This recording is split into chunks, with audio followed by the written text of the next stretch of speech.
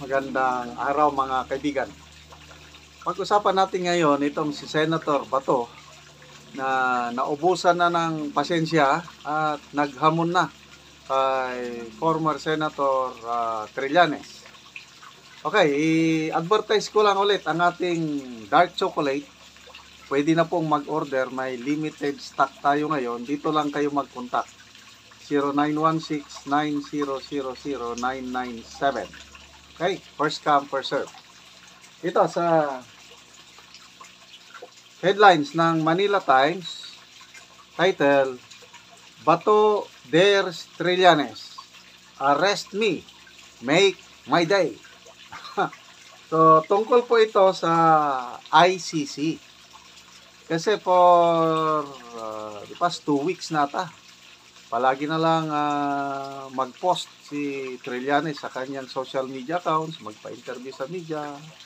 Palagi niyang sinasabi na, yan na, parating na ang warrant of arrest by batches ng ICC Mauna si Digong, sunod si Bato, Bongo, BP Sara, sunod 3 batches, mga PNP officers na na-involve. Yan, palagi niya. So, itong pinaka-latest na pahayag ni Trillanes is baka itong June mag-i-issue na ng warrant of arrest ang ICC. So, paliwanag ni Trillanes, kahit hindi na member ng ICC ang Pilipinas, pwede pa rin maaresto itong sina Tatay Digong at Senator Bato.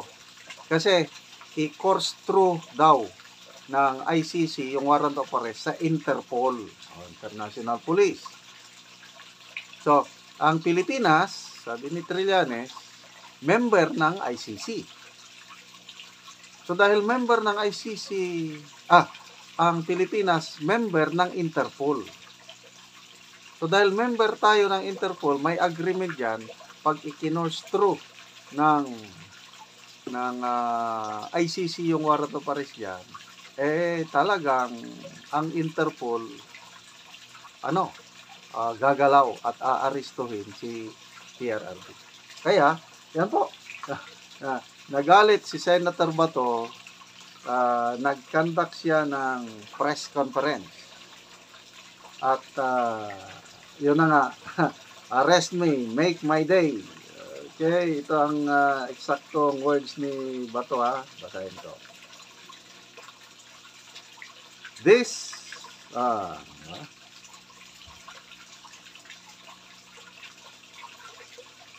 okay, basta sabi nga ni hindi ko na makita dito yung exact word na hinahamon niya si Trillanes na pag i-serve na daw yung warrant of arrest, sasama mismo si Trillanes.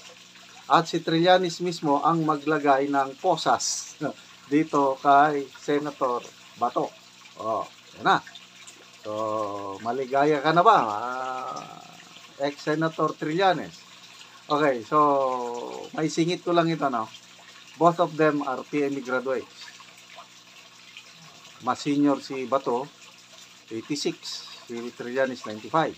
Kung mapapansin nyo, sa mga Senate hearing, napakalaki ang respeto ng mga PMEers sa isa't isa. Either senior or junior. Ito, experience ko ito, yung samahan ng PMEers, grabe. Sakit ng isa, sakit ng lahat. Ganyan yan, nagtutulungan ng mga PMEers. Kaya lang, pagdating dito kay Trillanes, ang napansin ko, isa na po si ex-Senator Trillanes sa pinaka-controversial na PME graduate na ito may mga classmates ni Trillanes sa 95, mga kaibigan ko. Nako, siya kahit sa kanyang mga classmates, hindi siya dikit. Parang kaunti lang ata ang PMEers na kay Trillanes.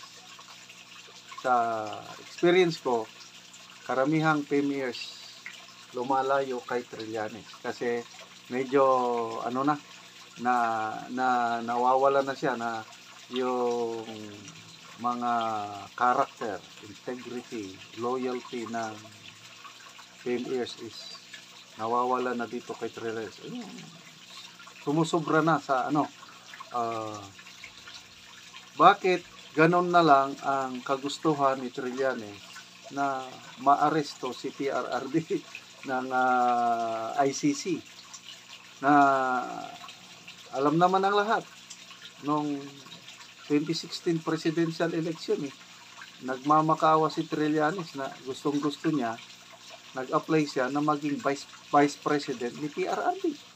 Ibig sabihin, siya kay PRRD, saludo siya nung una. Gusto niyang maging kapartner ni PRRD, hindi na pagbigyan. Since that time, wala na. Naging mortal, na ni PRRD itong si Trillanes. At ito na nga, palagi na lang siyang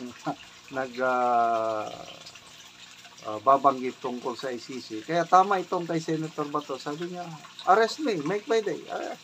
Okay, kaya lang, analysis lang ito Ano ang may statement pala ni Solicitor General Medardo Guevara.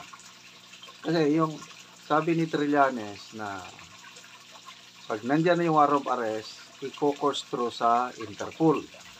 So ang Interpol, gagalaw yan at pupunta sa Pilipinas at arestuhin si PRRD. Posible ba yun? Ayun, sinagot ni Solicitor General Medardo Guevara, hindi makakagalaw, walang magagawa ang Interpol kung hindi mag-cooperate ang Philippine government. Dapat ang Interpol mag-coordinate sa PNP. Hindi pwede ang Interpol mag-operate on their own. So, yun, klaruhin natin yun Kahit member tayo ng Interpol. So, dapat yung respeto, hindi naman basta-basta na lang Interpol pupunta sa Davao, arestuhin si PRRD na hindi alam ng ating kapulisan, di ba? Kaya dito na ngayon, naniniwala ako, ito, opinion ko lang ito. Darating ang panahon na mayroong lalabas na warrant of arrest laban kay PRRD galing sa ICC. Bakit? Nakikita ko dito ang kamay. US government. Sila ang mag-push-through. Yung influence ng US government, pupush-through nila na may warrant of arrest ng ICC kontra kay PRRD. Malaman nyo nung si Putin, kalaban ng US, yun, may siya ng warrant of arrest. Panahon ni PRRD, di ba, dikit siya sa China, dikit siya sa Russia. Ayaw ng US yun. So, ito, nakikita ko, pagkakataon na ito ng US government na ma-sideline si PRRD. Kasi ayaw na ng US government na may influensya pa si PRRD sa Philippine politics. Analysis ko lang yan. Kaya darating ang panahon na may warrant of arrest. Sabi ni Trillanes, by June. I'm not sure kung June. Basta, darating yan. So, pag nandyan na yung warrant of arrest ng ICC na ang US ang nasa likod niya, papaano na ang ating presidente na paulit-ulit niyang sinasabi na walang jurisdiction ang ICC sa ating bansa. Hindi magko-cooperate ang Philippine government. Paulit-ulit. Sana ganon ang mangyari. Papasalamatan natin si PBBM, ang kanyang administrasyon, kung ganon ang mangyari.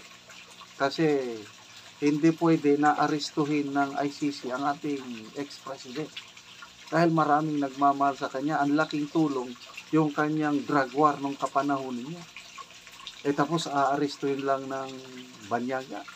Hindi pwede. Kaya kung matutuo yung salita ni PBBM na hindi mag-cooperate, pasalamatan natin. Sana magkatotoo. But, 50-50.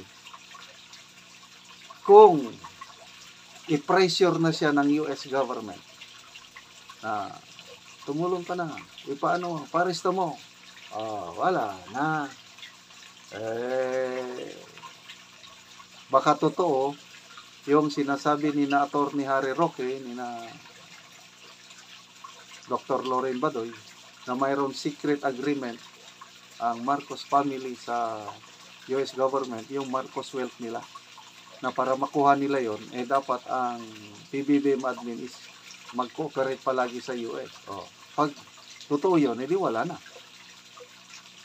Kaya ito, wag po tayong kalmante o magkumpiyansa. Tutukan natin ito kasi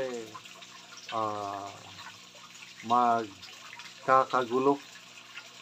Maraming mga tao na magrereklamo niyan pag mismo ang ating kapulisan o Armed Forces of the Philippines ang mag-aresto sa ating minamahal na PRRD.